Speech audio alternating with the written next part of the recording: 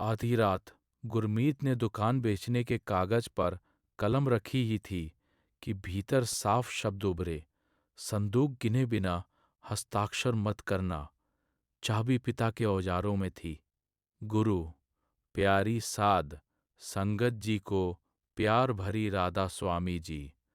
आज अंत में जानेंगे कि जंग लगे लोहे के संदूक में क्या मिला और क्यों वह चीज धन से पहले गुरमीत के छिपाए हुए सच को खोलने आई। पटियाला की किताब मंडी में 48 वर्षीय गुरमीत की पुस्तक बांधने की दुकान थी। दो बड़े ग्राहक जा चुके थे।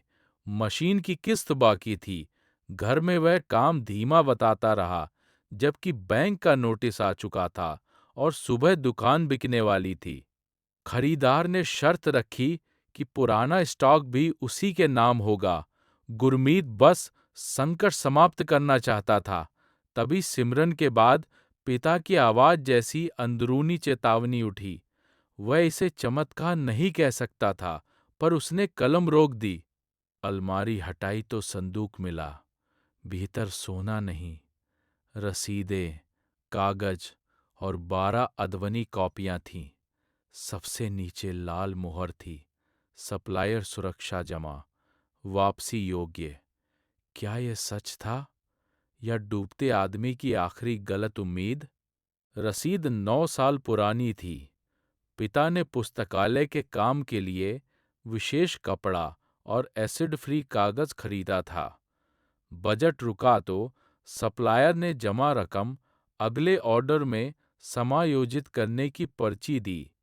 फिर पिता बीमार पड़े और हिसाब संदूक में रह गया। खरीदार बोला, पुरानी पर्ची बेकार है, संदूक भी छोड़ दो। उसने दाम बढ़ाने का लालच दिया, यदि परिवार को कुछ न बताया जाए। संकट दुकान का था, पर झूठ घर तक पहुंच गया था। उसने सप्लायर को तस्वीर भेजी और मूल रसीद रखी। कुछ कागज नमी से खराब थे। अदबनी कॉपियों पर पुराने स्कूल का नाम था। उन्हें नया बताकर बेचना गलत होता। रात 2 बजे पत्नी हरप्रीत बैंक संदेश देखकर दुकान पहुंची।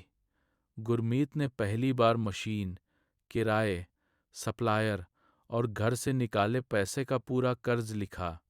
वह रोई, फिर बोली, दुकान बचे या न बचे, सुबह हमारा सच जरूर बचेगा। सप्लायर का उत्तर आया, खाता मिला, जांच 10 बजे होगी, बिक्री 9 बजे थी। गुरमीत नकद सौदा चुनता या 1 घंटे देर से आने वाला सत्यापन। गुरमीत ने बिना सूची और परिवार की सहमति हस्ताक्षर से मना किया। खरीदार का अग्रिम लौटाकर संदेश सुरक्षित रखा। आसान रास्ता नहीं था, पर गलत रास्ता बंद हो गया।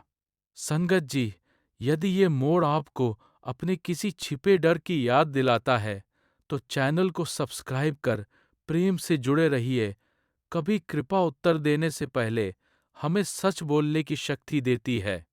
बेटी नवजोत आई। तीनों ने 4 कॉलम बनाए, बेचने योग्य, मरम्मत योग्य, लौटाने योग्य और कचरा। हर गड्डी की तस्वीर, वजन और नमी लिखी। स्कूल नाम वाली कॉपियां अलग रखी। नवजोत ने पूछा कि पिता ने 3 महीने पहले सच क्यों नहीं बताया। गुरमीत ने बहाना नहीं बनाया। उसने कहा, मैं तुम्हें चिंता से बचाना चाहता था, पर मैंने तुम्हें निर्णय से भी बाहर कर दिया। बैंक ने कहा, संदूक से नोटिस नहीं रुकेगा, 7 दिन में भुगतान चाहिए। हरप्रीत ने घर गिरवी रखने से पहले स्वतंत्र मूल्यांकन और किस्त पुनर्गठन मांगा। 10:17 पर सप्लायर बोला, पर्ची असली है, मगर केवल एक हिस्सा नकद मिलेगा, बाकी क्रेडिट। खजाना कर्ज जितना नहीं था। फिर उसने पूछा, पिता के अधूरे नमूने हैं? 12 कॉपियां किस दरवाजे की चाबी थीं? अधिकारी ने बताया कि ये कागज अभिलेख संरक्षण में काम आता है, पर नमी जांच जरूरी है। उसने खरीद की गारंटी नहीं, केवल पुराने ग्रंथ बांधने वाले पठन केंद्र का नंबर दिया। संयोजक मीरा ने नमूने खोलकर कहा, कौशल अच्छा है, पर स्टॉक का प्रमाण चाहिए। पहले 20 पुस्तिकाओं का भुगतान वाला परीक्षण होगा, खराब माल पर काम समाप्त। मीरा ने साफ किया कि केंद्र दान नहीं दे रहा। हर नमूना बच्चों के हाथ में जाएगा, इसलिए रीढ़, गोंद और पन्ने की सुरक्षा किसी भावुक कहानी से अधिक महत्वपूर्ण होगी। खरीदार ने नमी लगी किनारियां काटकर कागज को आयातित बताने को कहा। एक झूठ से किस्त भर सकती थी। गुरमीत बोला, पर्ची ने दुकान नहीं बचाई, उसने दिखाया है कि क्या बेचने लायक नहीं है।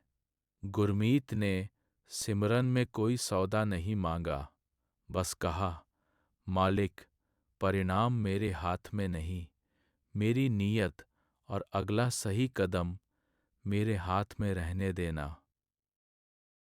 घबराहट रही, सांस स्थिर हो गई। परीक्षण मिला, पर 20 पुस्तिकाएं 3 दिन में चाहिए थी। हाथ प्रेस जाम और मशीन बैंक की सूची में थी। गुरमीत बिना कुछ छिपाए काम कैसे पूरा करता? गुरमीत ने पुराने कर्मचारी रहीम से देर की मजदूरी के लिए माफी मांगी और बकाया लिख दिया। बोला, मुफ्त मदद नहीं, परीक्षण का हिस्सा पहले मिलेगा। रहीम ने साप्ताहिक लिखित हिसाब की शर्त रखी। नवजोत ने हाथ प्रेस खुलवाई। हरप्रीत ने खर्च घटाया, लेकिन दवा और पढ़ाई नहीं। संकट अब एक की शर्म नहीं, साझा जिम्मेदारी था। सुरक्षित कपड़ा जांचा गया, नम कागज अलग हुआ, उपयोगी गड्डियों पर तारीख लिखी। पहला नमूना टेढ़ा निकला तो गुरमीत ने दोबारा बनाया और देरी बताई। रहीम ने हर पुस्तक के बाद अपनी जांच के हस्ताक्षर किए और नवजोत ने सामग्री लागत अलग लिखी। अब काम किसी एक व्यक्ति की याद या अनुमान पर नहीं चल रहा था। तीसरी रात 20 पुस्तिकाएं तैयार थीं। मीरा ने केवल परीक्षण का भुगतान किया। बैंक की न्यूनतम किस्त फिर भी अधूरी थी। एक कॉपी से मुहर निकली, 50 रजिस्टर, अग्रिम भुगतान। गुरमीत रुक गया। ये कमाई नहीं, अधूरी देनदारी थी। संस्था बंद थी। पैसा किसका था? और क्या नई शुरुआत पुराना सच सह पाती? गुरमीत ने ट्रस्टी खोजे। 2 ने कहा, पुराना हिसाब भूल जाओ। तीसरे ने बताया कि अग्रिम सामुदायिक पुस्तक योजना का था। जांच तक गुरमीत उसे आय नहीं मानेगा। संगत जी, यदि आपको गुरमीत का ये निर्णय कठिन पर सही लगता है, तो इस साखी को किसी ऐसे भाई बहन तक पहुंचाइए जो कर्ज या कारोबार की शर्म में अकेला पड़ गया हो। सही मदद और साफ हिसाब दोनों कृपा के साधन बन सकते हैं। सलाह केंद्र ने बैंक से 30 दिन की रोक मांगी। गुरमीत ने साप्ताहिक रिपोर्ट और निजी खर्च अलग रखने पर सहमति दी। वापसी योग्य रकम बैंक में गई। क्रेडिट केवल मिले ऑर्डर पर लगना था। पठन केंद्र ने पुस्तिकाएं 3 सप्ताह जांचीं। गुरमीत रोज पुरानी किताबें उचित दाम पर बांधता, स्टॉक लिखता और घर में हिसाब साझा करता। प्रतीक्षा के दिनों में उसने सुबह 10 मिनट सिमरन और शाम 10 मिनट परिवार के साथ हिसाब तय किया। प्रार्थना और योजना अब अलग कमरे नहीं थे। बाजार में खबर फैली। एक व्यापारी ने पूरा स्टॉक बिना बिल नकद खरीदना चाहा। रकम बैंक किस्त से अधिक थी। क्या गुरमीत फिर वही तेज रास्ता चुनेगा? गुरमीत ने प्रस्ताव सुरक्षित कर मना किया। उसने स्टॉक की उम्र, हालत और उपयोग लिखे, दाम नए माल से कम रखा और नमूना जांचने दिया। पहली बिक्री के बाद 5 रजिस्टरों की जिल्द खुली।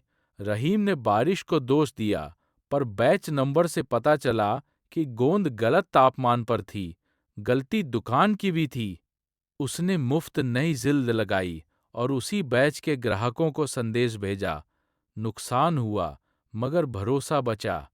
दीवार पर गोंद, नमी और अंतिम जांच की सूची लग गई।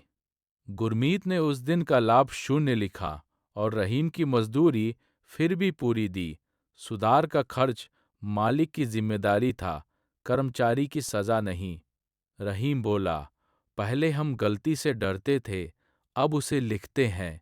गुरमीत समझा, बिना दर्ज सच के हुनर भी कमजोर पड़ता है। आखिरी तारीख पर 6,000 रुपए कम थे। दूसरा ऑर्डर न मिला तो मशीन का हिस्सा बिकता। गुरमीत ने प्रार्थना में सौदा मांगा या नुकसान स्वीकार करने की तैयारी। अमृत वेले गुरमीत ने कहा, मालिक, दुकान रहे तो सेवा और सच के साथ रहे, जाए तो मेरा विश्वास और परिवार न टूटे। उसने मशीन के गैर जरूरी हिस्से की कीमत भी लिखवा ली। 9 बजे मीरा ने 50 पुस्तिकाओं का छोटा काम दिया। बड़ा अनुबंध नहीं, अग्रिम बैंक की कमी पूरी कर सकता था यदि पुरानी संस्था की रकम अलग रहे। गुरमीत ने वही किया। बैंक ने पुनर्गठन स्वीकार किया। कर्ज गायब नहीं हुआ, दुकान अचानक सफल नहीं हुई। हर ऑर्डर में लागत, मजदूरी और तारीख लिखी गई। सेवा भी तय सीमा में हुई। महीने में 5 जरूरतमंद विद्यार्थियों की किताबें।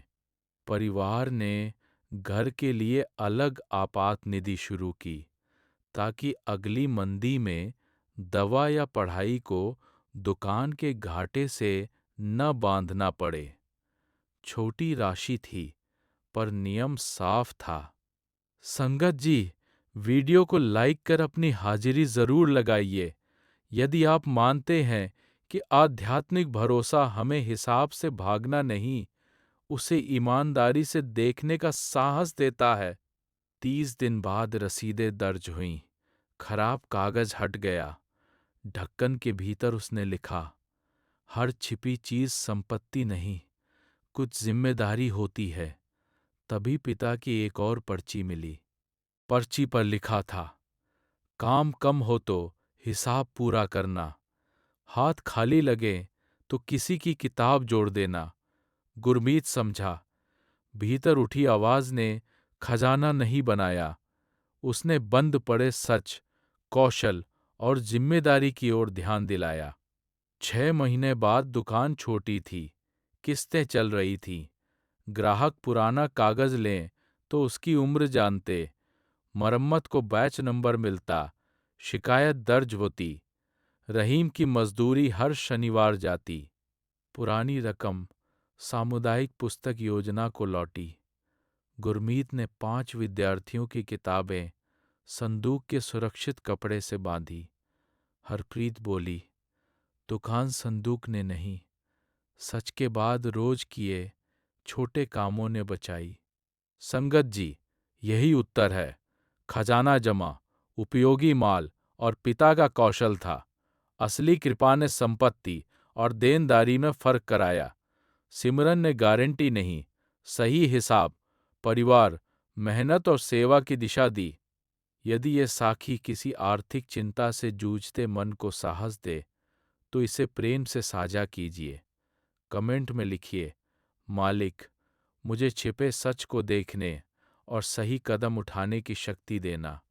गुरु प्यारी, साध संगत जी, राधा स्वामी जी।